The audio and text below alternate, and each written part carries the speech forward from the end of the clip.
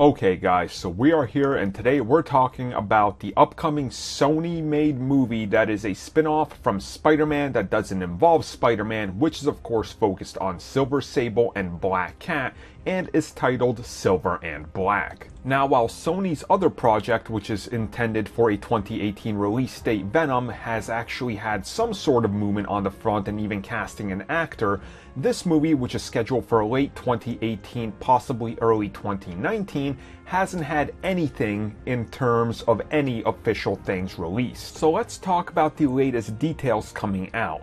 And apparently, the story is going to see Felicia Hardy, aka the Black Cat, and she is actually being hunted down by someone, Mandel Strom, aka Grunt, and she has apparently stolen something of his, which is described as some sort of enhancement. This actually sets off Silver Sable to go after Felicia Hardy, because in this iteration she is actually a lethal mercenary who is portrayed more like a bounty hunter that works for the US Department of Justice. She is actually in hopes that Felicia Hardy will lead her all the way back to Strom, who needs to be captured because he's performing some sort of weird experiments on the Psychmerian people. In the story, the two are actually going to decide to put their differences aside and start teaming up to take Grunt down. But as it turns out, he's not actually alone because he's teaming up with Scorpion and Tarantula.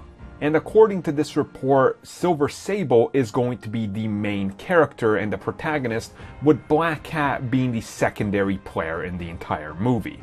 And apparently Sony is looking for actresses currently that are in their mid-20s for both of these roles. So the people that are reporting this, I want to stress to you guys that this is still very much rumored, as the last time I talked about some of their reports, they said that Chameleon, Tombstone, and a few other people were in this, but now they're not reporting on it, so we don't really know how this is going to be handled or where it could go from here. So this could end up ultimately being what it shapes, up to be in the final run and whatever the final edit of the movie is.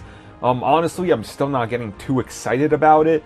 Still Spider-Man movies without Spider-Man, and we know how these characters are kind of intertwined with, him, so still seems sort of pointless to me, but I'm willing to give it a shot. I just want to see what they're going to do with it. But if they're going to have the Scorpion in this, why then have him in the MCU? Which one's going to be cooler? Probably the MCU one, but hey, I guess we'll find out.